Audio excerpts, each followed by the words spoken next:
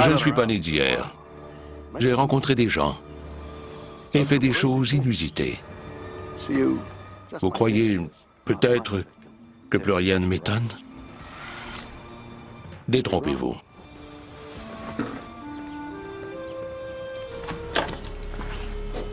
Le monde regorge d'histoires et de phénomènes plus incroyables les uns que les autres, et de mystères qui me tiennent éveillé la nuit, certains dont je connais la réponse, et d'autres qui dépassent l'entendement. Les fantômes existent-ils? Devrait-on craindre le paranormal? En Californie, une femme est terrorisée par un assaillant invisible. Est-ce un véritable cas de possession? Oubliez les idioties qu'on voit à la télé, cette fois c'est vrai. En Nouvelle-Angleterre, une mère de famille subit une violente transformation. Est-elle possédée par un démon? C'est une histoire à donner la chair de poule. Et une adolescente britannique affirme voir des fantômes. A-t-elle un don? La peur était incontrôlable. Oui.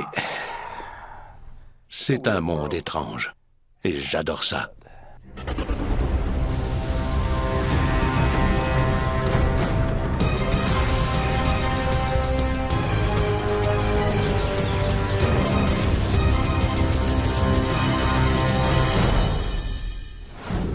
Avez-vous déjà vu un fantôme? C'est le cas de plus de 90 millions de Nord-Américains, sans compter les 40 millions d'autres qui disent avoir vécu une expérience paranormale.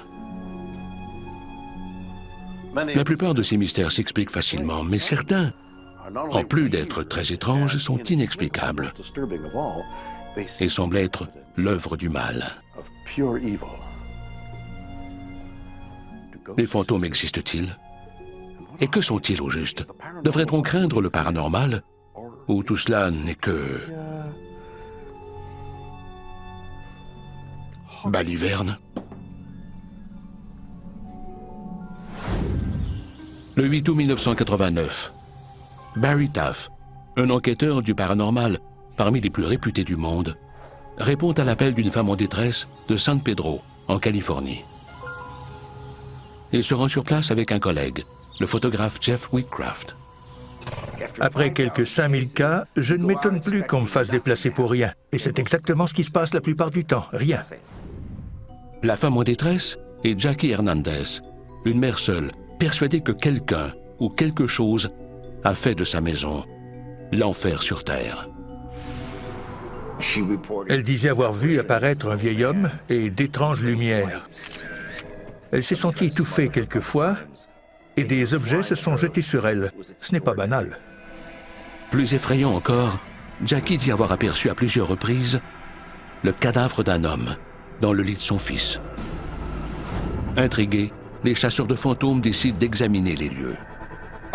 Je suis toujours très sceptique, car je sais par expérience que beaucoup de gens embellissent ou exagèrent les faits. Mais ils découvrent dans la maison de Jackie un phénomène inattendu et des plus étranges. En prenant des photos dans la maison, on a aperçu cette substance, j'ignore ce que c'était, un étrange liquide visqueux suinté d'un mur. Devant ce liquide gluant inexplicable, Barry Taff est convaincu que Jackie dit vrai et qu'il y a bel et bien une activité paranormale chez elle. Il prélève des échantillons et lui assure qu'il reviendra. Mais à peine 3 jours plus tard, il reçoit un autre appel. Cette fois, c'est une urgence. Les forces qui ont pris d'assaut la maison de Jackie sont déchaînées.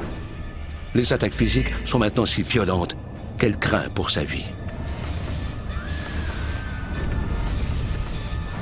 J'ai dû rester au chevet de mon père qui avait eu une crise cardiaque, alors ils y sont allés sans moi. Jackie croit que l'entité maléfique se trouve au grenier. Elle est témoin d'étranges lumières et d'un vacarme assourdissant.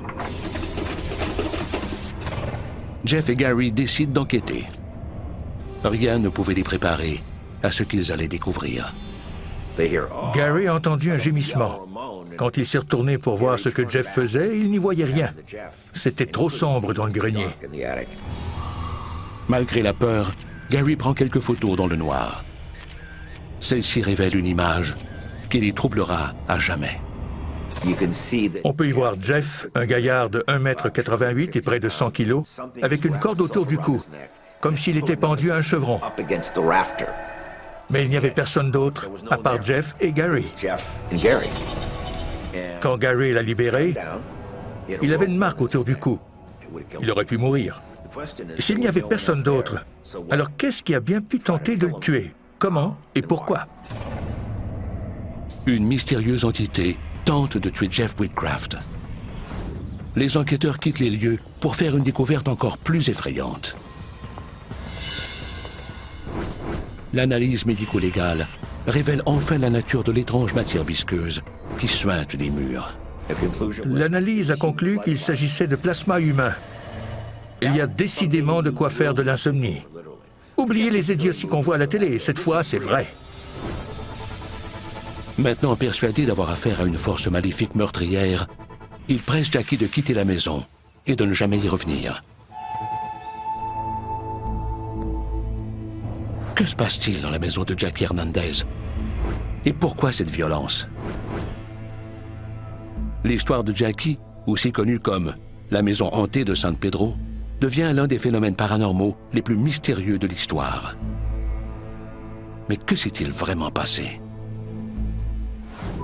Javier Ortega est enquêteur du paranormal. Pour lui, cela ne fait aucun doute. La maison hantée de Jackie Hernandez est un cas extrême. Même si quelqu'un me payait pour entrer dans cette maison, je n'irais pas. Hanté. On a tous déjà entendu ce mot. Mais que signifie-t-il au juste? Habituellement, l'esprit d'un mort, par exemple le propriétaire de la maison qui est décédé sur place, est tellement attaché à sa propriété ou à son terrain qu'il revient l'habiter. La maison de Jackie est-elle hantée par l'esprit d'un mort? Étonnamment, l'enquête révèle un nouvel élément des plus étranges. Tandis qu'on enquêtait sur l'affaire, Jackie Hernandez a expliqué qu'elle et ses amis avaient communiqué avec l'esprit qui hante sa maison lors d'une séance de Ouija. Celui-ci affirmait être un marin et avoir été assassiné. Les enquêteurs ont par la suite découvert qu'un marin du nom de Herman Hendrickson était mort en 1930. L'esprit d'un marin assassiné est-il responsable des attaques dont ont été victimes Jackie et Jeff? Cela explique-t-il les autres phénomènes observés? La plupart des incidents rapportés étaient des apparitions, allant d'une tête désincarnée flottant dans le grenier au cadavre d'un homme dans le lit de son fils. Elle affirme également avoir aperçu d'étranges lumières, qu'elle a décrites comme des espèces de globes lumineux. Ce n'est pas la première fois que de tels incidents sont rapportés dans des maisons hantées. Mais pour Javier Ortega, la preuve la plus probante que la maison est hantée est l'étrange matière poisseuse suintant des murs de la maison. C'est décidément très bizarre. Comment du plasma humain peut-il s'écouler des murs? Après vérification, il a été confirmé qu'il ne s'agissait pas d'un trucage. À mon avis, c'est la preuve la plus convaincante qu'il s'agit bien d'une manifestation paranormale. Le marin est-il si furieux d'avoir été tué que son sang coule dans les murs de Jackie? Étonnamment, Javier Ortega croit que Jackie n'est pas la seule victime. Quand Jackie Hernandez a quitté les lieux, les nouveaux locataires de la maison ont eux aussi remarqué une activité douteuse. Lorsque les mêmes observations sont rapportées d'un locataire à l'autre, tout porte à croire que le lieu est hanté. Quelle histoire incroyable! Des choses étranges se produisent chez moi aussi, mais il suffit de m'excuser pour que tout rentre dans l'ordre. Du plasma humain qui suinte des murs et un esprit si en colère qu'il est prêt à vous tuer. Que faire dans un pareil cas? Appeler SOS Fantôme? J'ai toujours rêvé de dire ça. La maison de Jackie Hernandez est-elle hantée? Ou se passe-t-il autre chose? Ça ne me semble pas être un cas de maison hantée classique. Une femme terrifiée rapporte une activité paranormale extrême dans sa maison. d'étranges lumières, des bruits suspects et même des attaques physiques. Jackie Hernandez vit-elle dans une maison hantée? Ça ne me semble pas être un cas de maison hantée classique. Lloyd Auerbach est enquêteur du paranormal. Selon lui, les fantômes n'y sont pour rien. D'après ce que je sais du cas Jackie Hernandez, il semble qu'elle ait elle-même été habitée par un poltergeist. Un poltergeist? N'est-ce pas seulement un fantôme hyperactif? Quelle est la différence alors? L'expérience montre que ces phénomènes sont généralement liés non pas à l'apparition de fantômes ou à des lieux hantés en soi, mais à des personnes qui vivent une situation particulièrement stressante ou perturbante. Plusieurs croient que les poltergeists ne sont pas des fantômes, mais plutôt une manifestation psychokinésique. La psychokinésie repose sur l'idée que l'esprit peut agir directement sur la matière et l'énergie. Ce phénomène est généralement associé à des manifestations extérieures à la personne, par exemple des objets en mouvement, la capacité de plier des ustensiles par la pensée ou même le pouvoir de guérison. Jackie Hernandez est-elle elle-même à l'origine des étranges phénomènes survenus dans sa maison? Et si oui, comment est-ce possible? Chez certaines personnes, l'inconscient prend le dessus. De nos jours, les gens sont exposés à un tel niveau de stress en société qu'ils l'expriment de différentes façons. Certains deviennent enragés et s'en prennent à des objets ou fusillent des inconnus. Et d'autres catalysent différemment cette énergie négative, qui se manifeste par la psychokinésie. Ces réactions surviennent en situation de stress, un peu comme une crise de colère. L'inconscient de Jackie aurait-il simplement piqué une colère? Pourquoi? Il faut dire qu'elle vivait alors une période difficile et se sortait à peine d'un douloureux divorce. Elle vivait d'importants changements et se trouvait dans une détresse psychologique susceptible d'avoir engendré bon nombre des phénomènes observés. Les gens ignorent qu'ils sont peut-être eux-mêmes à l'origine de la plupart des cas de poltergeist. Selon Lloyd Auerbach, il ne fait plus aucun doute que Jackie est à la fois la victime et la source du problème lorsqu'elle déménage à 600 km de là. Étonnamment, les attaques paranormales vicieuses à son endroit continuent.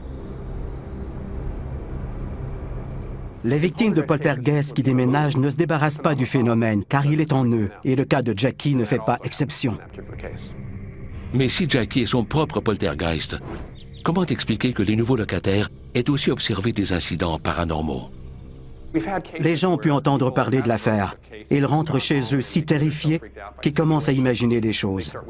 C'est ce qui est arrivé. C'est le phénomène de contagion. Cela n'exclut pas qu'il s'agisse d'une maison hantée. Il se peut qu'elle soit habitée par une entité, mais pour moi, c'est clairement un cas de poltergeist. Jackie aurait-elle elle-même provoqué les étranges phénomènes rapportés? À moins qu'il ne soit le fruit d'ondes négatives d'une toute autre nature. Le professeur John Huntington croit que le cas de Jackie Hernandez s'explique par des ondes sonores imperceptibles, les infrasons. Le son est créé par la vibration d'une onde dans l'air. C'est ainsi qu'on le perçoit et qu'il parvient à notre oreille. L'infrason se situe en deçà du niveau perceptible à l'oreille. L'oreille humaine ne peut détecter les ultra-basses fréquences. On n'entend rien en deçà de 20 Hz. Le corps humain émet de nombreux bruits à de très basses fréquences, comme les battements de cœur, la circulation sanguine et la respiration. Heureusement qu'on ne les entend pas, il y aurait de quoi devenir fou. Mais les ondes sonores ne nous affectent pas moins pour autant. Outre notre propre corps, d'où peuvent émaner ces basses fréquences? Les sources d'infrasons vont des systèmes de ventilation d'un immeuble au train, en passant par les camions par exemple. Tous les objets massifs en déplacement sont susceptibles de générer des sons à très basse fréquence.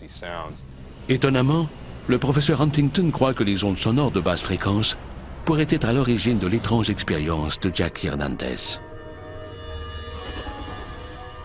En plus de causer des maux de tête et la nausée, on croit que les infrasons pourraient causer des hallucinations s'apparentant à une forme de présence ou l'illusion qu'il se passe des choses étranges dans la pièce où l'on se trouve. L'exposition à des ultrasons imiterait-elle la présence de fantômes? On croit les infrasons responsables d'une forme d'hallucination ou d'apparition due à la vibration des ondes sonores qui se répercutent sur l'œil. L'œil en soi peut résonner ou subir une vibration assez importante pour causer des troubles de la vision périphérique. Si en plus, on se trouve en un lieu particulièrement étrange, il ne fait aucun doute que les infrasons peuvent provoquer des expériences fantomatiques.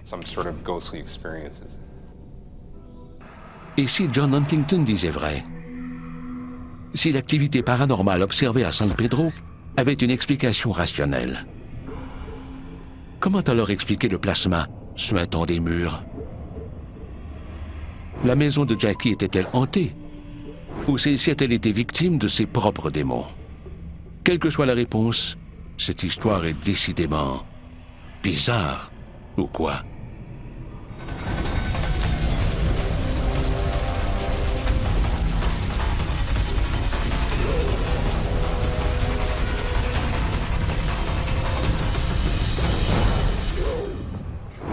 Une femme du Connecticut est torturée de l'intérieur. Est-elle possédée par un esprit maléfique?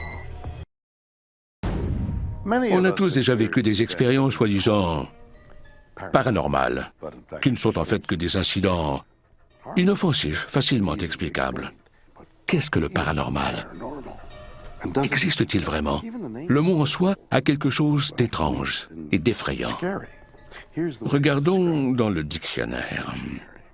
Paranormal se dit d'un événement apparemment inexplicable par la science.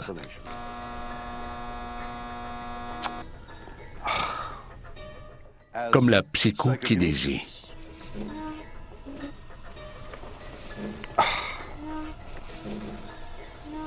La perception extrasensorielle et les phénomènes prétendument surnaturels. Bon, ça suffit. Vous ne bernerez personne. On aura tout vu.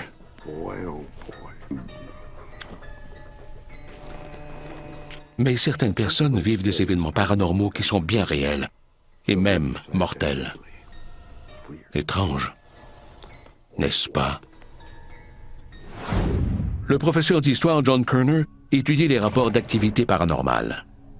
Jamais un cas ne l'a hanté autant que celui de Patricia Redding. Au dire de tout le monde, c'était une bonne personne. Rien dans son passé ne laissait présager ce qui allait lui arriver. En 1992, la vie de Patricia prend un tournant tragique. Affairée à des tâches ménagères dans sa maison de Litchfield, au Connecticut, elle entend soudainement une voix terrifiante.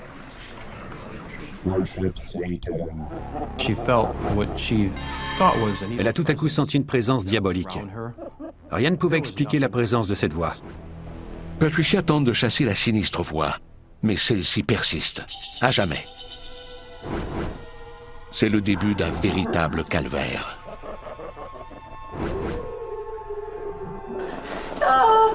La situation n'a fait qu'empirer.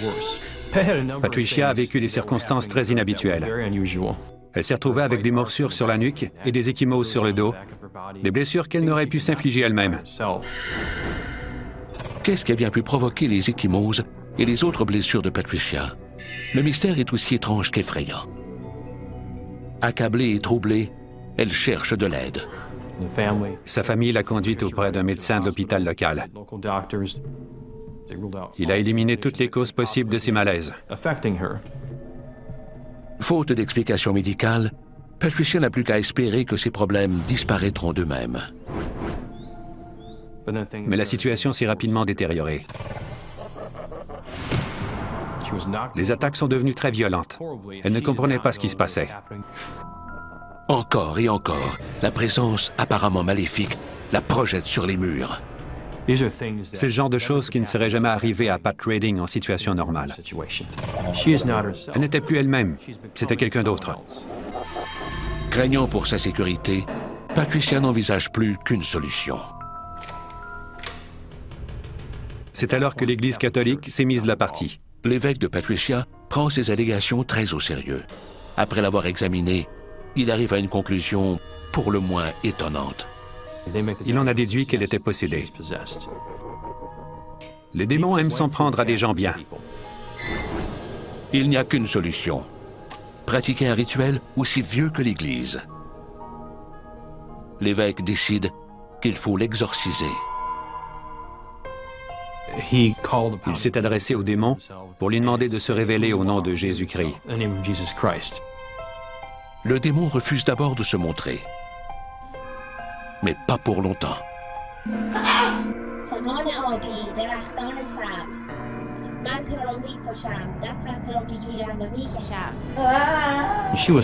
Elle s'est mise à insulter le prêtre et sa famille dans une langue qu'elle ne connaissait même pas. Elle n'aurait jamais agi de la sorte en temps normal. Ce sont des signes évidents que le sujet est possédé par une entité démoniaque. Maintenant que le démon daigne se montrer, la véritable lutte commence. Les objets sacrés provoquent souvent la colère du démon. Ce sont de précieux outils car ils contribuent à le déstabiliser.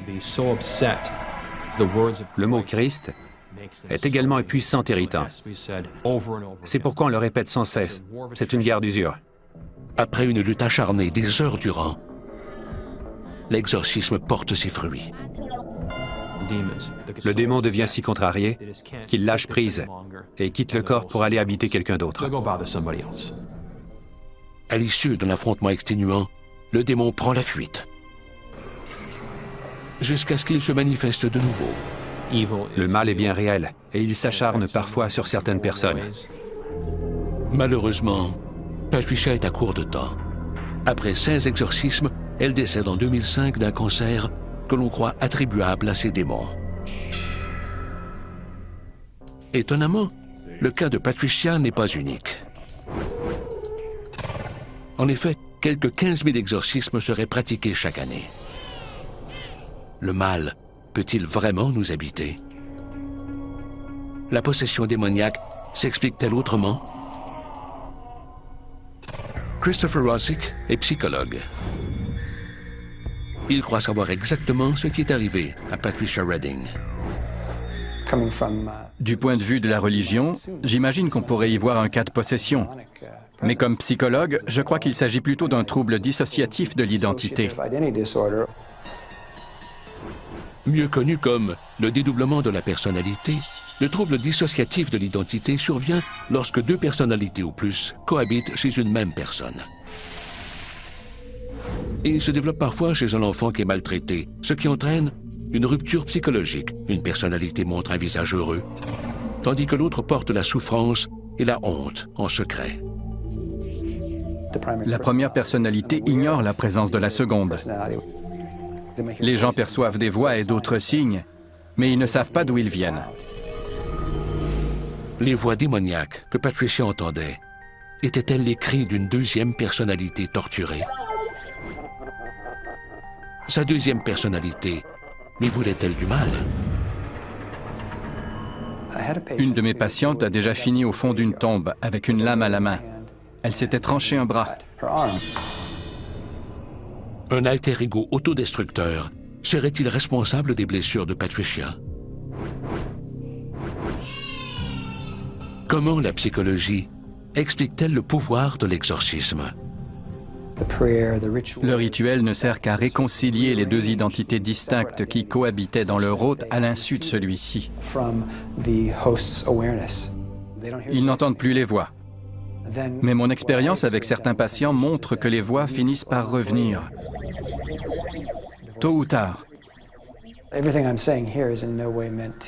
ne voudrais en aucun cas minimiser la valeur de l'intervention religieuse.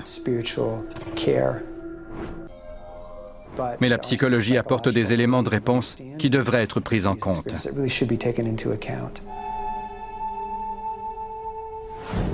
La possession démoniaque. Des gens ordinaires soudainement habités par des entités maléfiques. Ça vous rappelle quelque chose? Moi aussi j'ai vu tous ces films. La Malédiction 1, 2 et 3, L'Exorciste, et bien d'autres. Et vous savez quoi? Ils ne me font pas peur. Et je n'en crois pas un mot.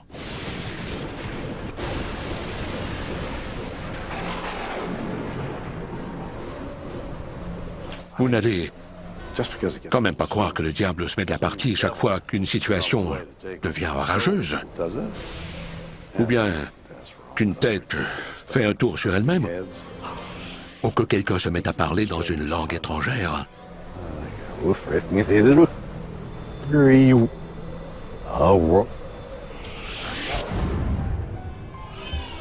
Sommes-nous tous sujets à la possession démoniaque? La réponse pourrait être encore plus effrayante. Satan a le pouvoir de s'introduire en nous. Une femme du Connecticut semble possédée par une entité démoniaque. Souffre-t-elle d'un dédoublement de la personnalité? Ou l'explication est de loin plus terrifiante? Le révérend Bob Larson n'est pas un homme de foi ordinaire. Je suis, entre autres choses, un exorciste. Après s'être penché sur le cas de Patricia Redding, Bob Larson est convaincu qu'elle était possédée. La plupart des gens croient que les cas de possession sont rares.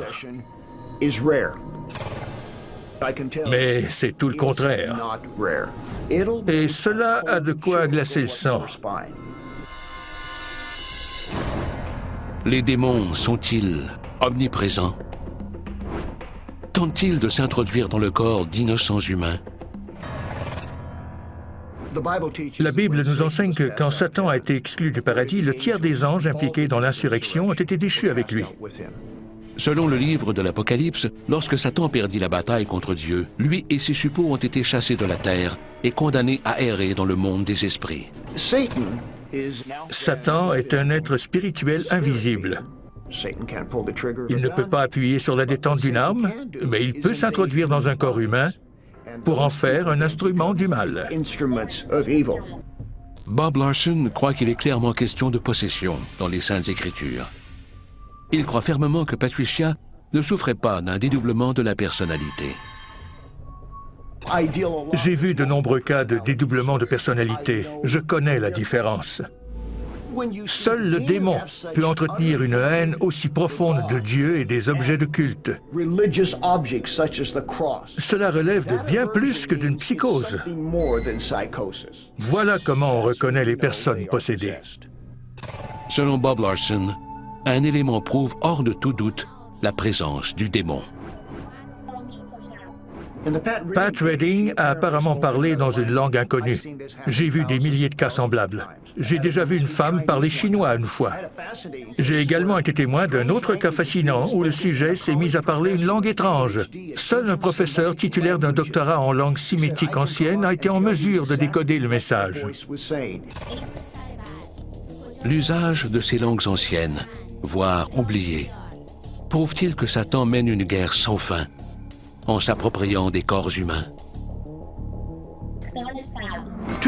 J'invite les sceptiques qui ne croient pas à la possession par le démon à venir rencontrer avec moi les milliers de personnes que j'ai exorcisées.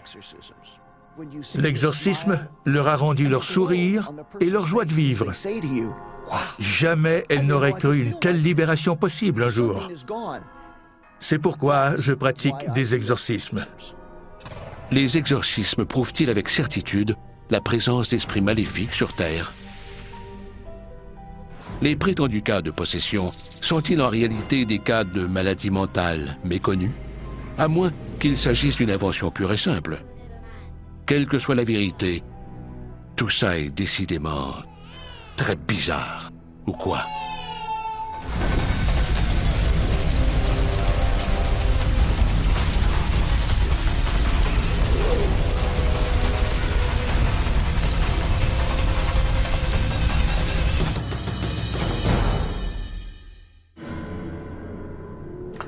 Ces histoires de fantômes et d'expériences paranormales donnent froid dans le dos, non? D'un autre côté, elles me font sourire.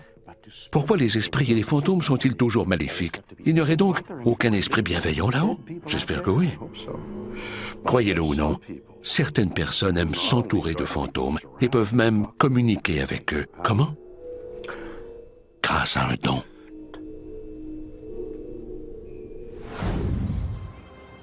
Faye Jackson est en apparence une adolescente comme les autres. J'aime faire les boutiques et sortir entre amis. Faye semble mener une vie normale, mais dans les faits, elle et sa famille vivent une situation si délicate qu'elle préfère ne pas parler à visage découvert. Même si ça fait partie maintenant de notre quotidien, c'est parfois effrayant. L'histoire de Faye a commencé il y a 3 ans, alors qu'elle était âgée de 10 ans. J'étais seule dans ma chambre et j'ai senti la présence d'un homme à côté de moi. Elle a senti une forme d'énergie, une présence à ses côtés. Je sentais son souffle chaud dans mon oreille. C'est alors qu'il lui a murmuré à l'oreille. M'entends-tu?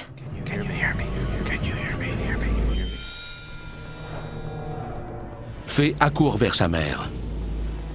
La peur était incontrôlable. C'était inexplicable. Elle était terrifiée. Et pour être franche, moi aussi. Lorsque Lynn retourne avec sa fille dans la chambre, l'homme a disparu. Mais pour Faye, sa présence ne fait aucun doute. J'ai vu mon premier fantôme. Fait étonnant, cette rencontre ne sera pas la dernière. Les esprits ont commencé à se manifester régulièrement. Ils venaient seulement lorsque j'étais seule. Toutes sortes d'esprits entraient dans ma chambre. Faye est hantée par des centaines de fantômes. Elle reçoit parfois jusqu'à 5 visites par soir. Certains veulent seulement lui révéler comment ils sont morts. C'est un peu sinistre étant donné qu'elle n'a que 13 ans. Les fantômes se font de plus en plus insolents. Une fois, son lit tout entier s'est mis à trembler. C'était terrifiant. Je me suis littéralement sentie attaquée. C'était affreux. Je me suis sentie menacée et très seule. C'en était trop. Il fallait faire quelque chose. Désemparée, Lynn se tourne vers des spécialistes. On a cherché de l'aide auprès des médiums de la région qui pourraient nous comprendre. Loin d'y voir une expérience effrayante, les médiums perçoivent la capacité de communiquer avec les morts comme un don, un privilège très rare. Ils ont enseigné à Faye des techniques pour mieux maîtriser ses dons et percevoir ceux-ci comme tels. Avec l'aide des médiums, le soutien de sa mère et beaucoup de travail, Faye apprend à maîtriser son don. C'est comme avoir 2 vies. Une où je suis une fille normale et une autre où je communique avec les esprits. C'est très excitant.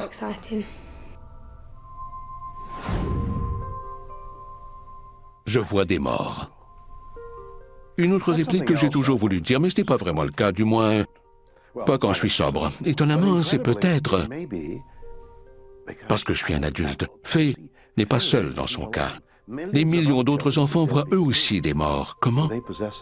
Ont-ils un 6e sens? Est-ce vraiment un don? Ou une malédiction? Bizarre. Ou quoi? Faye Jackson, 13 ans, affirme voir des fantômes. Les enfants ont-ils un don? Qui de mieux placé pour répondre à cette question que Karen Good, auteur du livre Kids Who See Ghosts? Je voulais savoir si les enfants pouvaient voir des fantômes et parler avec eux. Après plus de 25 ans de recherche sur les habiletés particulières des enfants, Karen Good arrive à une conclusion étonnante. Les enfants sont plus enclins à voir des fantômes que les adultes en raison de leur capacité cérébrale. Le 6e sens commence à se développer vers 18 mois et jusqu'à 5 ou 6 ans. C'est la période où le cerveau est en pleine croissance. On a tous déjà entendu parler du 6e sens, mais qu'en est-il au juste? Qu'a-t-il de si exceptionnel par rapport aux 5 autres? J'explique aux parents que le 6e sens est en quelque sorte une forme d'intelligence intuitive. Certains ont une intuition plus développée que d'autres. Mais d'où vient le 6e sens? Est-ce un don réservé à quelques privilégiés? Étonnamment, Karen Good croit qu'il est à la portée de tous.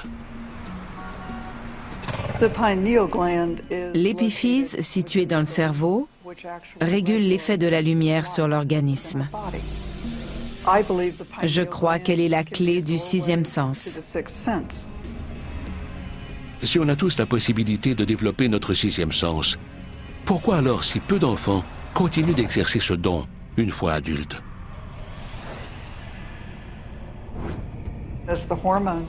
Au fil des changements hormonaux, les ondes cérébrales et l'état d'esprit des enfants changent. À l'âge même où ils acquièrent la logique, susceptibles de les détourner de leur intuition et leur sensibilité. S'ils ne sont pas encouragés à développer leur imagination et leur sixième sens, la porte peut se fermer dès qu'ils sont exposés à la pensée rationnelle.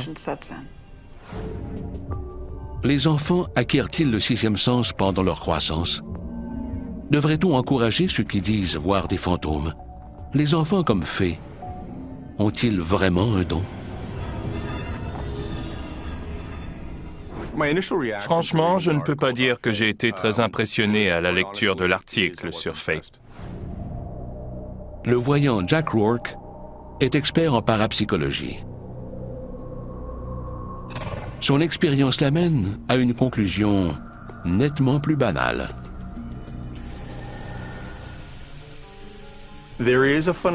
Il existe un phénomène dit de parentification, consistant en une inversion des rôles qui amène l'enfant à prendre soin du parent ou à vouloir imiter celui-ci.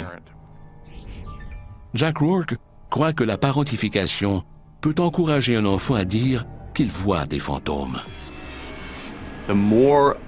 Plus un enfant se fait dire par un parent qu'il est spécial, sensible à ce que d'autres ne voient pas, et qu'il a des capacités empathiques ou intuitives, plus l'enfant croira qu'il a des dons particuliers.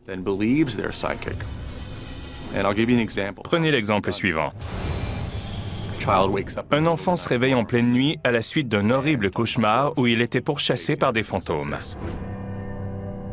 Vous lui répondez que c'est impossible, que de telles choses n'existent pas. Vous perdez la capacité de réconforter l'enfant en lui disant qu'il a tort. Au contraire, si vous entrez dans la pièce en lui disant « Tu as vu un fantôme, n'est-ce pas ?» il répondra que oui. Ça commence comme ça. Pourquoi une enfant comme Faye affirmerait-elle avoir vu des fantômes?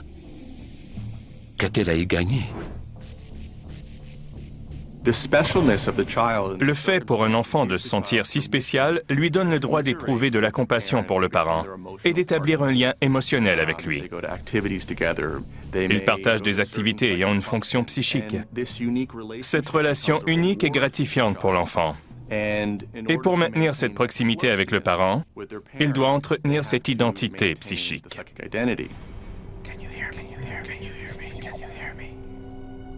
Les enfants qui voient des fantômes alimentent-ils leur imaginaire avec l'aide de leurs parents? Ne sont-ils pas le moindrement spéciaux? Les enfants ont-ils vraiment des dons? L'enquêteur du paranormal Joshua P. Warren croit qu'il y a une explication médicale à ce phénomène. Faye voit peut-être des fantômes grâce à un avantage physiologique oculaire que d'autres n'ont pas. Faye a-t-elle des capacités visuelles que d'autres n'ont pas? Joshua Warren croit connaître la clé de son secret. Elle peut percevoir la lumière différemment. Toutes les données à ce jour indiquent que les fantômes sont plus visibles dans le spectre infrarouge. Certaines des meilleures images de fantômes que j'ai vues ont été captées grâce à la technologie infrarouge. Faye peut-elle voir les fantômes qui nous entourent, mais qu'on ne voit pas, faute de vision infrarouge? Règle générale, on perçoit un spectre assez réduit de lumière qui va du vert au rouge. Il se pourrait que Faye perçoive un plus large spectre que la majorité d'entre nous. Les scientifiques appellent spectre l'éventail de couleurs perceptibles à l'œil nu, ce qui correspond pour la plupart d'entre nous aux couleurs de l'arc-en-ciel. Et si Faye était littéralement capable de voir ce qui nous échappe? L'œil humain se compose principalement de deux types de cellules, les bâtonnets et les cônes. Les bâtonnets sont utiles à la vision nocturne, mais ils ne perçoivent pas les couleurs. Les cônes, qui réagissent très rapidement, captent les couleurs. Si Faye a plus de l'un ou l'autre, particulièrement plus de cônes, elle pourrait percevoir un plus large spectre de couleurs et de fréquences qu'une personne moyenne. Physiologiquement, son œil pourrait être plus sensible aux fréquences infrarouges ou ultraviolettes. Étonnamment, Joshua Warren croit que la vision expliquerait non seulement l'histoire de Faye, mais également pourquoi les enfants voient plus de fantômes que les adultes. Au fil du temps, les composants des yeux deviennent de plus en plus denses. Dans des cas extrêmes, ils s'opacifient et forment une cataracte. Plus on vieillit, moins on est susceptible de percevoir ce type de fréquence. Faye et d'autres enfants comme elle voient-ils vraiment le monde des fantômes en infrarouge? Faye a-t-elle un sixième sens? Ou n'est-elle qu'une enfant en manque d'attention, à la recherche de l'approbation de sa mère? On ne saura peut-être jamais. Étrange, n'est-ce pas?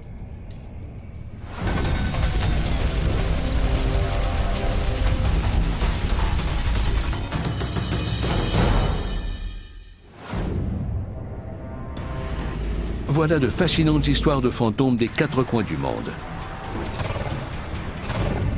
En Californie, la maison d'une femme est le théâtre d'une activité paranormale parmi les plus terrifiantes jamais rapportées.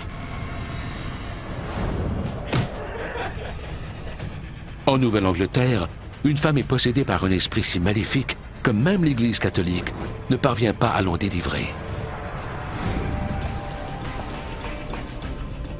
Et une adolescente britannique voit des fantômes et leur parle. Est-ce la preuve que certains enfants ont un don? Ces étranges histoires prouvent-elles l'existence des fantômes? Devrait-on croire les explications rationnelles, ou plutôt les ignorer? À nos risques et périls. À vous de juger. À la prochaine pour de nouvelles histoires plus bizarres les unes que les autres.